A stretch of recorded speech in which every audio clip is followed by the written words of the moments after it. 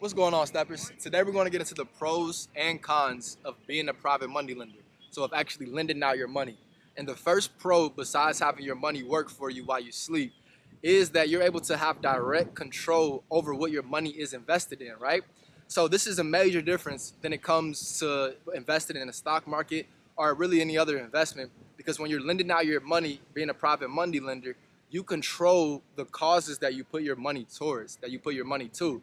So the difference if you invest in, say, the stock market, though you're investing in a company that you may believe in, say if you invest in Apple, iPhone, if you invest in Apple iPhone, if you don't believe in that company, you still don't control what they do with the money.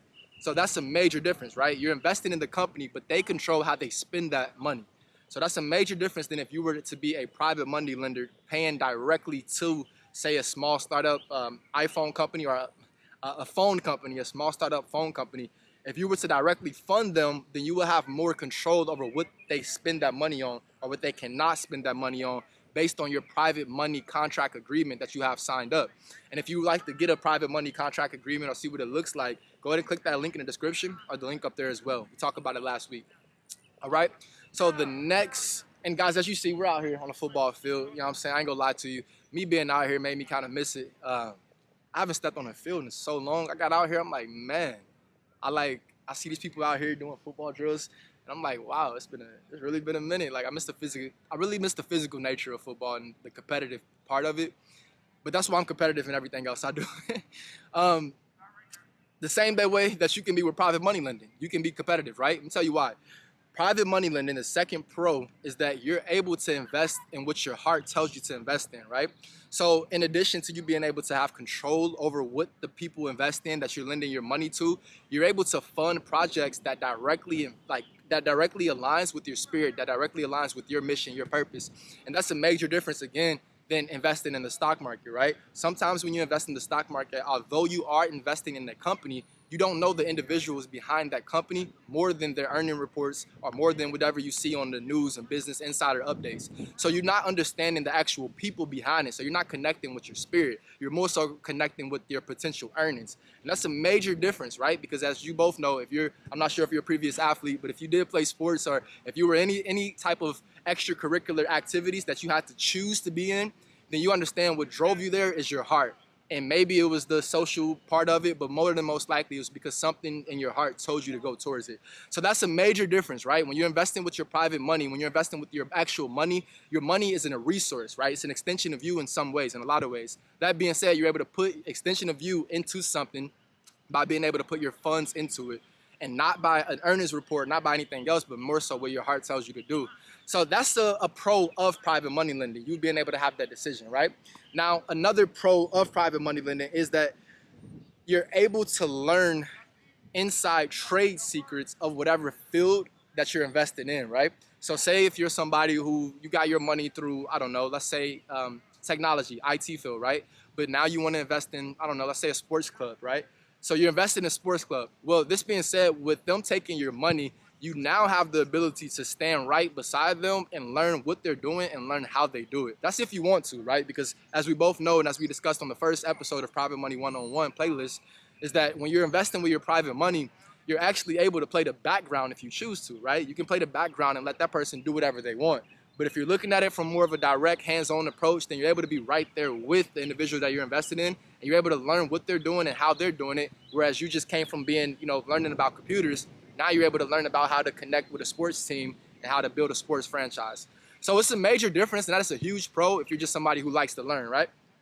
Now, another thing, to go back to the last point, a quote by Robert Kiyosaki. He said, and this really struck me when I was not too long ago, but he said, invest in what you're passionate in, and basically, you don't have to follow your passions all the time when it comes to your work. You got to invest in what you're passionate in. So that goes back to your, whatever your heart's into, right? Once you have the money built up to it, now you're like, okay, I'm passionate about this. Let me invest my money into it, right?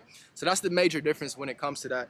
And I guess really the last thing, when you really boil everything I just said, when you put it all down to one theme, is that you have control, right?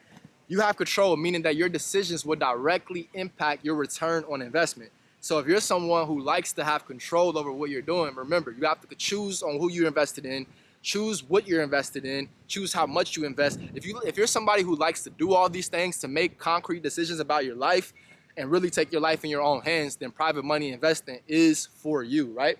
That's where I want to be. That's where I want to be in my life, to be able to invest in things, learn different fields, and be able to ultimately invest in what I feel passionate about. That's who I am as a person, and if you're watching this, that's probably who you are, and that's probably who you're striving to become.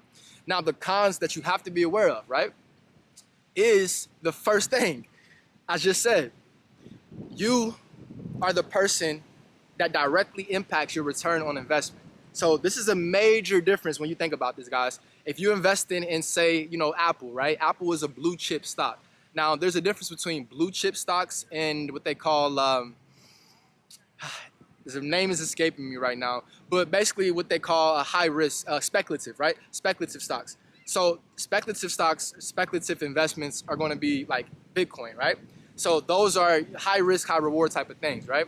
So when you have something like Apple, when you have something like Coca-Cola, Pepsi, blue chip stocks, you know what you're going to get from them. So that means that you're going to get a steady return. It's really like a low risk, low return. You're not even in it for like the fast return. You're in it more so because you just want to put your money there, kind of like a stable coin, but it's way more stable than a stable coin. So this being said, guys, you being able to invest in blue chip stocks, you don't have to make any decisions what Apple CEO does with their money. You don't decide what Apple CEO invests in next. Though they're investing your money, you don't directly decide what they invest in. So if you're somebody who don't like to make direct decisions about what's being invested in, you have two options, right? Either one, don't do private money lending, or two, invest in somebody that you trust, meaning that you trust them literally with your life, or at least with the amount of money that you give them. So you being able to trust that person with the amount of money that you're giving them is going to really lighten the load a lot, lighten that burden, right? Because if you're somebody who does not like to make direct decisions about really anything, especially something that involves your well-being, your livelihood, you're not going to like private money lending. And especially if you invest in somebody you do not trust, then you're going to be over their shoulder like, no, don't do that, don't do that, don't do that. And ultimately you don't know what to do because it's not your field, right? You invested your money, not your knowledge. It's a difference. Okay, so the next thing is there's no governing sanctioned body like the SEC, the Security Exchange Committee, right? So one thing, if it's not clear, we'll go over it, as these episodes progress, but private money lending extends well beyond real estate, right? Ultimately, a lot of times when people hear private money lending, they're thinking only about real estate, right? They're thinking about mortgages, they're thinking about things like that. But that's not what private money lending is, right? That's a part of it. It's only one small part of it. Even hard money lending, that's only one small part of it. Ultimately, private money lending is money that comes from an individual or a private company, a private individual or a private company, and you're using that money to invest in things, right? So that's what private money lending is, meaning that this private money can be invested into not only real estate, but into businesses, into companies, into individuals, into ideas, into political campaigns, into a lot of things, right? So private money broaden your scope when you think about this. So to get back to the cons, there's no governing sanctioned body like the SEC, right? So just to go into real estate, say with real estate, or even to stick with Apple stock, all of those things, they have to go through the Security Exchange Committee, the SEC, not the football team, right? Though we're out here on the football field. Not the football league, not the conference, but the actual government. They have to go through and pass the criteria and meet the criteria of the Security Exchange Committee in order to be able to sell their stock to you, which means in order to take your money and spend it how they want to, they have to make sure that they're obliging by the governing body. This is not the case with private money lending, right? So this is this is more like a speculative thing, especially if you do not know or have any prior trust built with that person. Ultimately, with private money lending, you're in a scenario where you are the governing sanctioned body, right? And you're the governing sanctioned body by way of the black and white, whatever's put in contract. So again, refer back to the last episode if you like to look at the contracts and see what they look like with private money lending.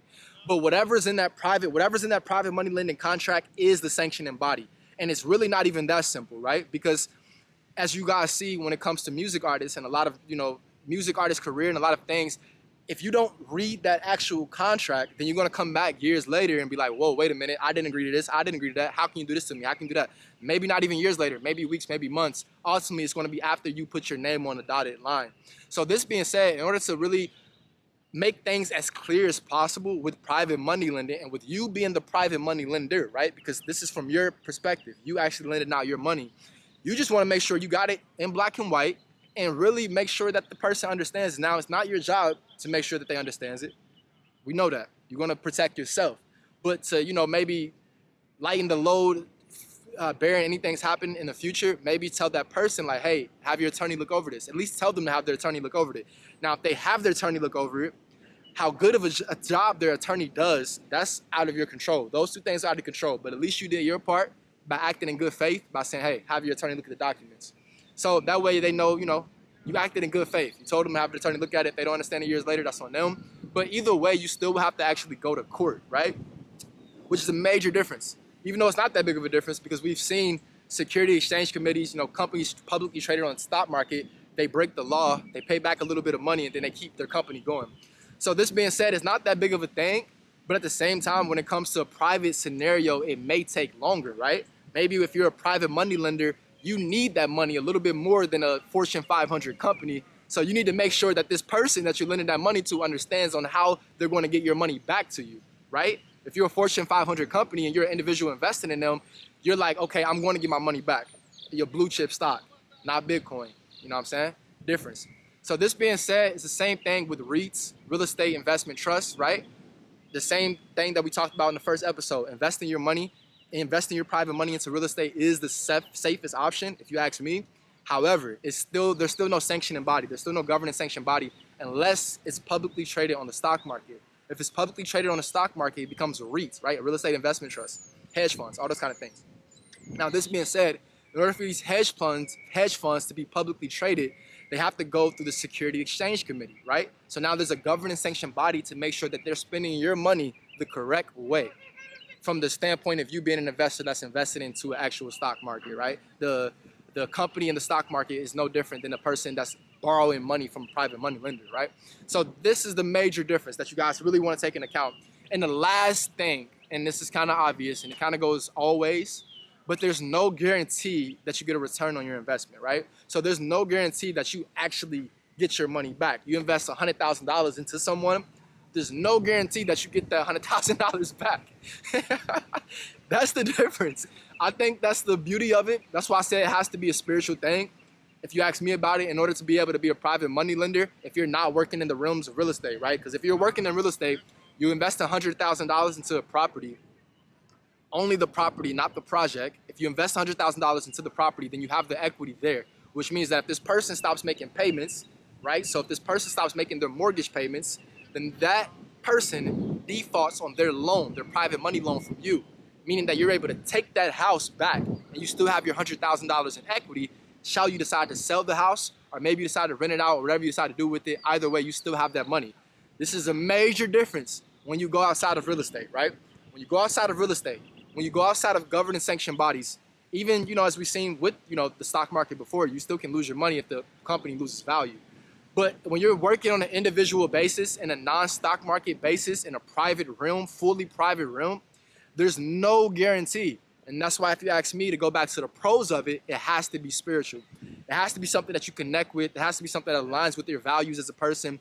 9 times out of 10, if you're in a position where you have enough money to lend privately, then you have values as a person. And if those values align, they have to align, in my opinion, with the cause that you're lending out your money to. Because money isn't just money, it's a spiritual thing. It's energy, right? So that's energy that you're putting into, that you worked for, that you're putting into. So if it doesn't align with you and you're not thinking of it positively, then you can never expect it to positively work out.